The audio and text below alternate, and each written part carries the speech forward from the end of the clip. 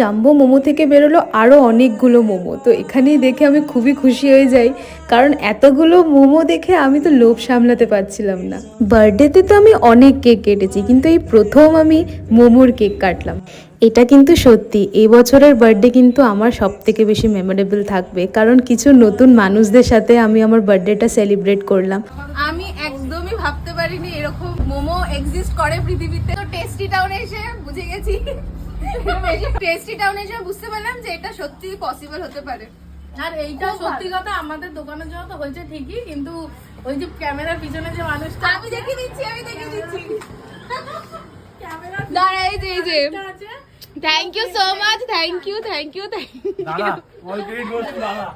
You so much. এবার এলো gift খোলার পালা। তো রিদ্ধি আমাকে কি গিফট দিল তোমাদের সাথে আমি শেয়ার করি। দেখবো তো ও আমায় গিফট করলো একটা খুবই সুন্দর ফটো ফ্রেম, যার মধ্যে ও, আমি, মা বাবা, দিদি, কাকু, কাকিমা সবাই একটা ফ্রেমে ছিলাম। তো খুবই কাছের আর খুবই পছন্দ হয়েছে আমার গিফটটা।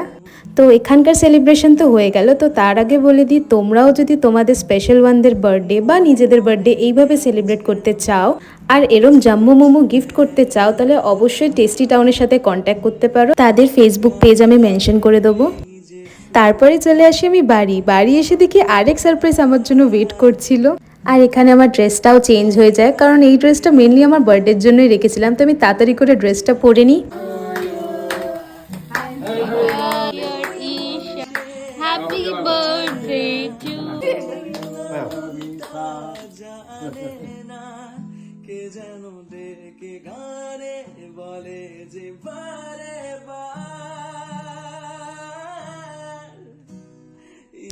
তারপর আমি আমার কয়েকটা শ্যুট করে নিই। এই রিলগুলো অলরেডি আমি ইনস্টাগ্রামে পোস্ট করেছি। আর এই সুন্দর ডেকোরেশনটাও কিন্তু রিদ্ধিই করেছিল। আচ্ছা ওয়েট, পুরো ডেকোরেশনটা তোমাদের ভালো করে দেখাই। এই ছিল পুরোটা ডেকোরেশন।